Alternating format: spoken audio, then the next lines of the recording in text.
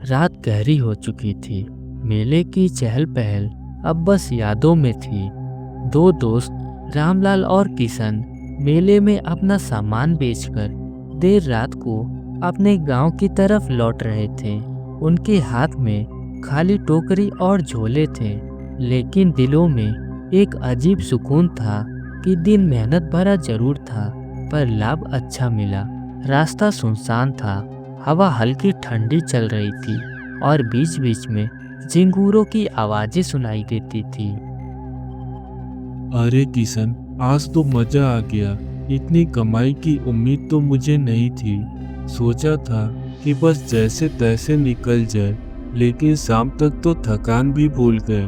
सच कह रहा है भाई, कभी कभी लगता है कि मेला ही हमारी किस्मत बदल देता है।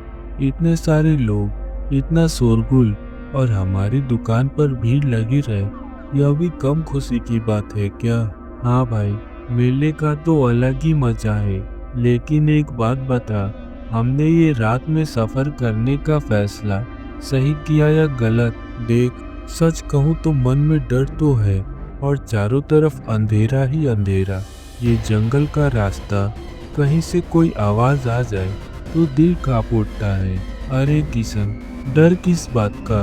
अभी कुछ ही घंटे में हम गांव पहुंच जाएंगे। बस चलते रहे, बातें करते रहे। ऐसे डर लगे तो और भारी लगेगा सफर। दोनों चलते रहे। आसमान में बादल घिरने लगे थे। हवा की गति अब धीरे धीरे तेज होने लगी थी। अचानक एक ठंडी हवा का झोंका आया और उनके हाथ की लाटेन जोर जोर से हिलने लगी। अरे ये हवा अचानक इतनी तेज कैसे हो गई? देख, लालटेन बुझी जाएगी। पकड़ इसे ठीक से, अभी बारिश भी शुरू हो सकती है। लगता है ऊपर बादल काफी घने हो गए हैं। एक बात कहूँ, मुझे तो ऐसा लग रहा है जैसे कोई हमारे पीछे चल रहा है। सुन, ये कदमों जैसी आवाज आ रही है। तूने सही सुना, पर पीछे कोई नहीं दिख रहा। यही तो कह रहा हूँ, आवाज तो आती है, लेकिन पीछे देखने पर कोई नहीं होता। ये जगह मुझे अजीब लग रही है। शायद कोई और यात्री होगा। तू बस चल, ज्यादा ध्यान मत दे। बारिश की हल्की बूंदें अब गिरने लगी थीं। दोनों ने सोचा कि किसी पेड़ के नीचे जाकर थोड़ी देर रुकना चाहिए। चल, उस बड़े पेड़ के नीचे रुक जाते हैं, वरना पूरी तरह भीग जाएंगे। ठीक है, चलो। वैसे भी ये रास्ता अब और डरावना लगने लगा है। दोनों पेड़ के नीचे आकर खड़े हो गए। तेज हवा पेड़ की डालियों को हिला रही थी। डालियों से छनकर अंधेरे में अजीब अजीब छायाएं जमीन पर गिर रही थीं।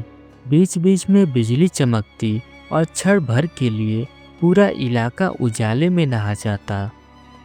रामलाल, तू देख, इस पेड़ के जड़ों के पास कुछ हिलता सा दिख रहा है। कहाँ? अरे, वहाँ तो कोई बैठा है। बैठा है या खड़ा है?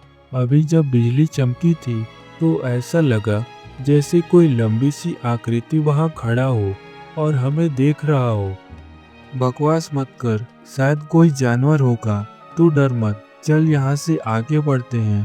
पर रामलाल, अगर जानवर होता तो हिलता डुलता भी, पर वह तो बिल्कुल स्थिर है। शायद छाया होगी या हमारी आँख का धोखा। तू चुपचाप खड़ा रह, बारिश थोड़ी थम जाए तो निकलते हैं। बरगद के नीचे खड़े दोनों दोस्त अब और भी बेचैन हो चुके थे। बारिश थमने का नाम नहीं ले रही थी। हवा चीख की तरह गूंज रही थी। पेड़ की डालियां अब एक दूसरे से टकराकर खड़खड़ाती और हर आवाज उनके दिल में एक नया डर भर देती। रामलाल, तू सुन रहा है? ये पेड़ के पीछे से कैसी कराहने जैसी आवाज आ रही है। सच कह रहा है तू? जैसे कोई दर्द से करा रहा हो। पर यहाँ कौन होगा इस वक्त? तभी एक तेज बिजली चमकी और क्षण भर के लिए उन्हें पेड़ की जोड़ों के पास कोई आकृति दिखाई दी, जैसे कोई सफेद कपड़े में झुका हुआ खड़ा हो। रामलाल, तूने देखा? कोई है वहाँ? मैंने भी देखा, पर शायद नहीं नहीं, ये धोखा नहीं है। कोई है वहाँ, वो हमें देख रहा है। दोनों घबरा गए और बरगद के नीचे से हटकर तेज से आगे बढ़ने लगे। बारिश अब और भी तेज हो चुकी थी। रास्ता कीचड़ से भर गया था। हर कदम पर उन्हें ऐसा लग रहा था कोई पीछे पीछे चल रहा है। रामलाल, ये कदमों की आवाज अब तो साफ सुनाई दे रही है। ये कौन है हमारे पीछे? उड़कर मत देख, बस चलते रहे। अगर पीछे कुछ होगा तो वैसे भी अगर कुछ होगा तो बोलना। बारिश की बौछार उनके चेहरों पर चाबुक की तरह पड़ रही थी। अचानक एक टहनी टूटकर उनके सामने गिरी और दोनों चीख उठे। अब तो मेरा दिल बैठा जा रहा है। रामलाल, हम क्यों निकले इस रास्ते पर? हमें मेले के पास ही रुक जाना चाहिए था। हाँ, अब पछता कर क्या होगा? हिम्मत रख, सुबह हो जाएगी तो सब ठीक हो जाएगा। दोनों की हालत अब बेहद खराब हो चुकी थी। भीग चुके थे, कांप रहे थे और डर ने उनकी हिम्मत तोड़ दी थी। अचानक किशन ने दूर इशारा किया। रामलाल, देख उधर, वो सामने। अरे, वो तो कोई घर लगता है। खिड़की से हल्की सी रोशनी आ रही है। हे भगवान, शुक्र है। चलो वहाँ चलते हैं, वरना ये रात तो हमें खा जाएगी। दोनों दोस्त डरते डरते उस घर के दरवाजे तक पहुंचे। लकड़ी का पुराना दरवाजा था। बारिश की बूंदें छप्पर से टपक टपक कर नीचे गिर रही थी। किशन ने हिम्मत करके दरवाजे पर दस्तक दी। कोई है अंदर? धीरे बोल, कोई भगा न दे। थोड़ी देर सन्नाटा रहा, फिर भीतर से भारी सी आवाज आई। कौन है इतनी रात को? बाबा, हम मुसाफिर हैं। मेला लगाकर लौट रहे थे। बारिश और तूफान ने हमें रोक लिया। बस थोड़ी देर पनाह मिल जाए तो। कुछ पल सन्नाटा छाया रहा, फिर धीरे धीरे दरवाजा चरमराता हुआ खुला। सामने एक दुबला पतला बुजुर्ग खड़ा था। उसकी सफ़ेद दाढ़ी छाती तक लटक रही थी और आंखों में एक अजीब सी चमक थी। बाबा, क्या हमें एक रात की पनाह मिल सकती है? ठीक है, अंदर आ जाओ। दोनों दोस्त धीरे धीरे अंदर गए। घर भीतर से बेहद पुराना था। दीवारों पर जाले लगे थे। कोनों में रखे पुराने बर्तन अंधेरे में चमक रहे थे। छत से पानी टपकने की आवाज़ पूरे घर में गूंज रही थी। रामलाल, ये जगह मुझे कुछ ठीक नहीं लग रही। देख, हर कोना जैसे हमें देख रहा हो। शांत रह, कम से कम यहाँ हमें छत तो मिली। बुजुर्ग ने एक पुरानी चौकी पर उन्हें बैठने को कहा। फिर एक पुरानी पीतल की थाली में 2 रोटियां और थोड़ा सा साग रखकर सामने रख दिया। ये लो बेटा, खाना खा लो। ये सब कहाँ से आया होगा? ये तो सोनी जगह लग रही थी। कोई और तो है ही नहीं आसपास। चुप रह, बाबा सुन लेंगे। खा ले थोड़ा, पेट भी भूखा है। दोनों ने धीरे धीरे खाना खाया, लेकिन हर निवाले के साथ उन्हें ऐसा लग रहा था जैसे कोई अदृश्य नजर उन पर टिकी हो।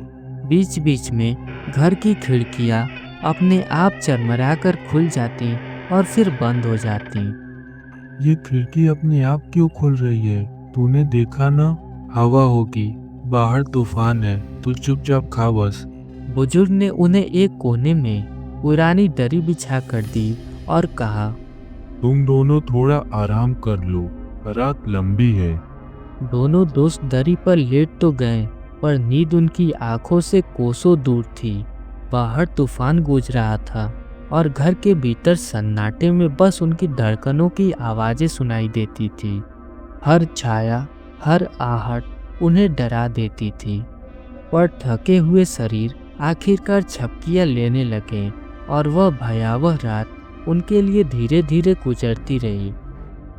सुबह की हल्की किरणें जब उस पुराने घर की टूटी खिड़कियों से भीतर आई तो रामलाल और किशन की नींद खुली। उन्होंने देखा घर का दरवाजा पूरी तरह खुला हुआ है। अरे, वो बुजुर्ग कहाँ गए? रात को तो हमारे पास बैठे थे, सुबह तक गायब कैसे हो गए? लगता है वो बाहर गए होंगे। थोड़ी देर इंतजार कर लेते हैं। समय बीतता गया पर वह बुजुर्ग कभी लौट कर नहीं आए। डर और बेचैनी दोनों के दिल में घर कर चुका था। अब यहाँ और देर करना ठीक नहीं, ये जगह कुछ ठीक नहीं लग रही। दोनों धीरे धीरे घर से बाहर निकलते हैं। बाहर का वातावरण अब भी भारी था। रास्ते में हल्की धुंध फैली हुई थी। कुछ दूर चलने के बाद उन्हें एक चाय की छोटी सी दुकान दिखती है। किशन, चल यहाँ चाय पी लेते हैं, रात भर की थकान भी उतर जाएगी।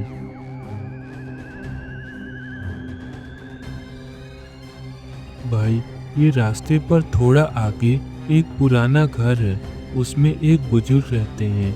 क्या तुम्हें उनके बारे में कुछ पता है? क्या कहा आपने? उस घर में बुजुर्ग? भाई साहब, वो घर तो कई सालों से वीरान पड़ा है।